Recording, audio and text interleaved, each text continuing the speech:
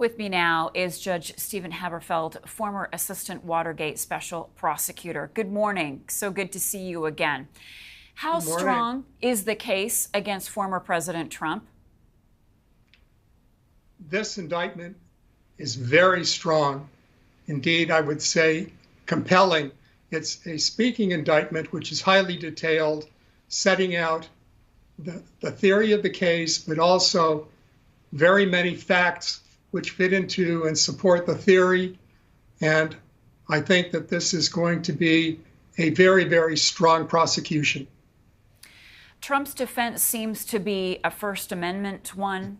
He also seems to be indicating through his lawyers that he is going to say he was under the advisement or counsel of other lawyers. Is that a strong defense?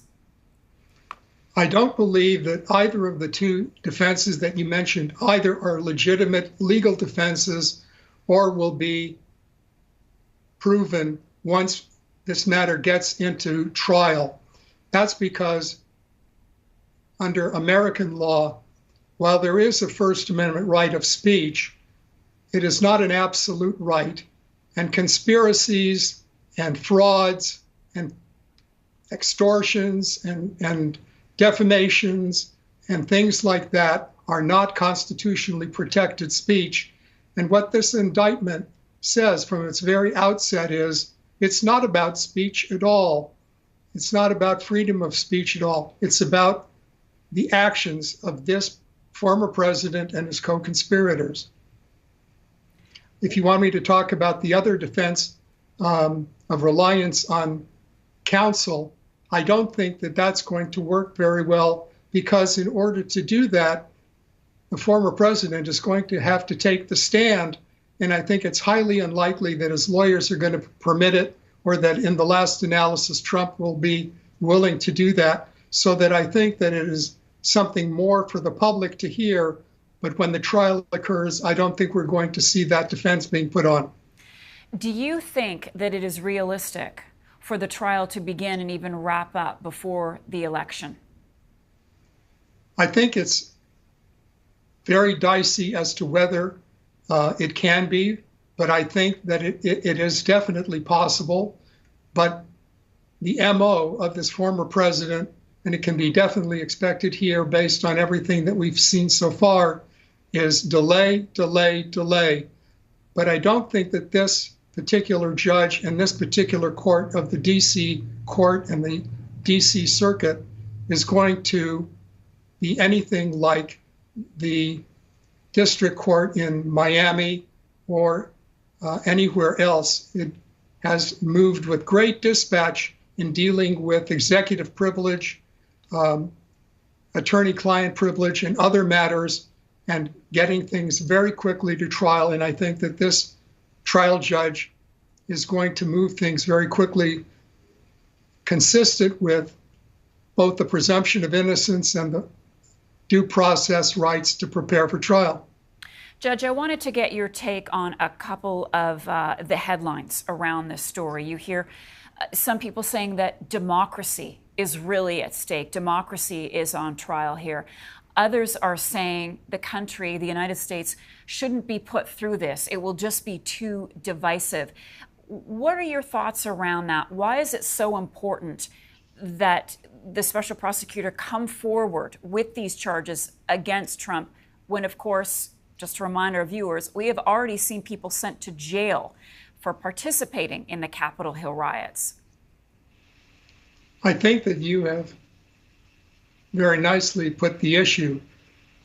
I come down on the side of what would be the consequence if this indictment did not get handed up and there was no accountability by even a former president of the United States for what is clearly alleged. And as I have indicated earlier, the indictment makes clear that it is very documented by both expected testimony and documentation that there was criminal conduct here to overturn a valid, free, and fair election for the presidency of the United States and to prevent a peaceful transfer of power.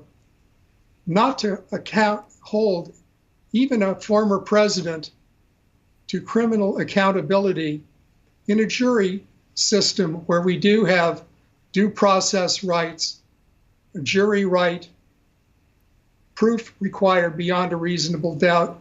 I think that the principle of the rule of law in this country is extremely important to uphold, and it's one of the bedrock principles upon which this country was founded and has continued.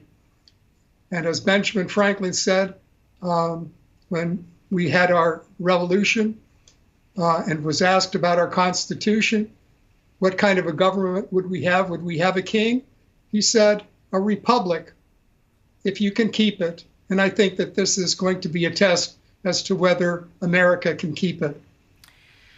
Judge, I hear you, and it all looks and sounds so serious, so grave, yet you look at the poll numbers and people are still supporting the former president, and he seems, at this point, poised to win the Republican nomination. So how do you explain that?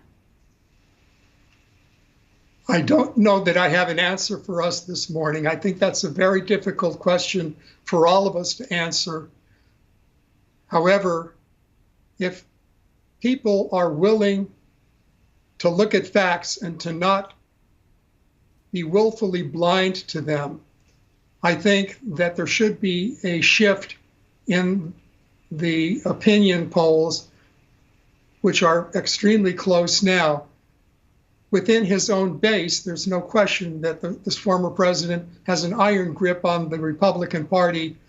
The most recent polling has shown, as I think you've indicated, that about 70% of the Republican voters who responded to the polls believe that he should be the nominee, and an equal percentage seem to feel that he should be the next president, and notwithstanding his being in competition with Joe Biden. And I think it's really going to ultimately depend in the United States on the Electoral College, which are the 6 to 7 states which are itemized in the indictment, which I would commend to your viewers to absolutely read. It is compelling and informative, concise, very readable, that they should read it. But back to your question, I think that another thing that I would highlight is that of the Republican voters on which this president has had a continuing iron grip and is increasingly fundraising with almost every new indictment, 22% of the GOP voters in the poll said that even if he's convicted on everything that they know about, including our indictment here that we're talking about today, they still would support him to be the president. So this is going to be a real test coming up, both in terms of the trial, the results of the trial, and its effect on the election, which I think, bringing back to your earlier question, I think it would be very important to have this trial completed before the 2024 election. Judge Stephen Haberfeld, thank you so much for being with us today. Appreciate your time.